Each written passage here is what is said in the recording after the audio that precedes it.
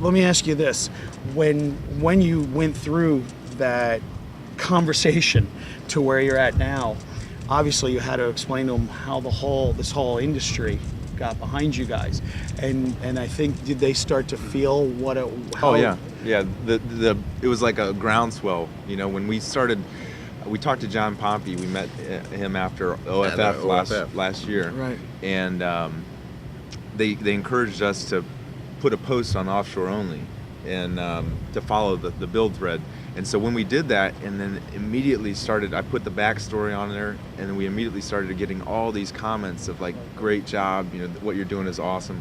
And then when we finally told our family, and then we showed them the thread, and they saw all the support, it was like, wow, you know, like the industry is, you know, coming together and doing what they can to help you out, to support you. And they could see that obviously, you know, what we were doing was pretty special. And that support that Jordan's talking about has been absolutely amazing. I mean, we'll get on and thank everybody time to time, but, you know, to be able to thank them right now, just with all the kind words and so many different ways they've worded it to show us support. It's just been, we really appreciate it. Yeah, well, and it means the world to us. I mean, you never get your dad back, but one thing, maybe you guys have found a new family, an extended family, Oh, and for another. sure. And that's, Yeah, for sure. I think, you know, if you could see that it's been there. It's just kind of when you guys. And it keeps expanding every day. You know, we're here. We met you guys. We met, you know, Peter from Skater here yesterday, and every day we meet new people, or we get exposed because of this. You know, and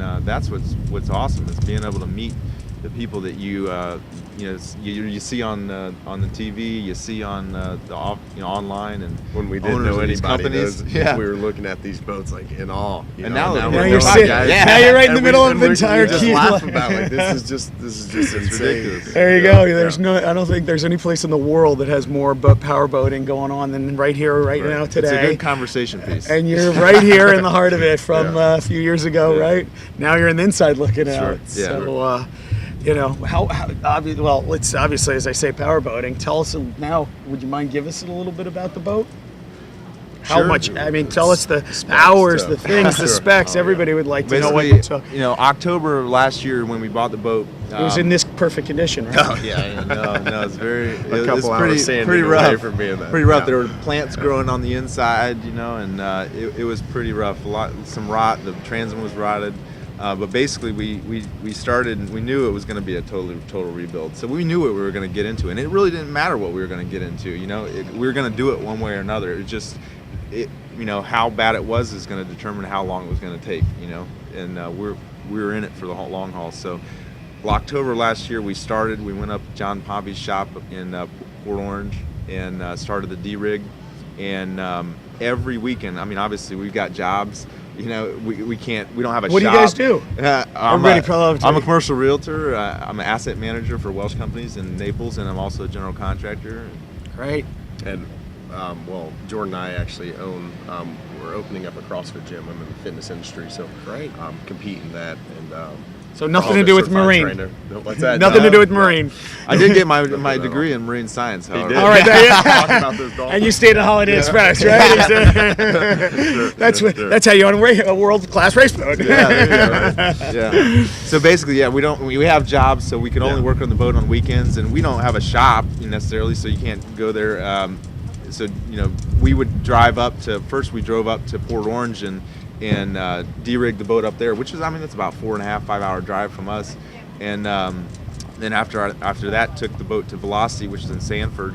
Steve and Kim Stepp were just phenomenal people, and part of our family now, and they helped us out tremendously. Allowed us to stay. So we would drive up there for, I don't know how many weeks we drove up there on the weekend sanding. We just started sanding off the boat. Chris Dilling met us up there and taught us how to sand and, you know, not to screw things up, so we're not making more work for ourselves. But basically that was the process. Every weekend we'd go and we'd do the next step and we'd do the next step, and you know, it evolved from Velocity. After we were done there, we went down to Opelika. Yeah. Opelika, Eddie Guardado and Cesar Guardado. Marine, Great people. And it seemed like we were there forever because we were still sanding about 4.5 months later, you know. Yeah. What did you- how We got long- really every good at weekend sanding. We just learned how much more we had to do.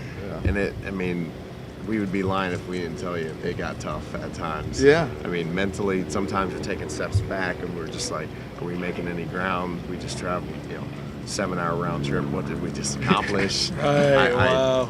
Yeah. But It was, you still go the next week and you Yeah. still go the next day, and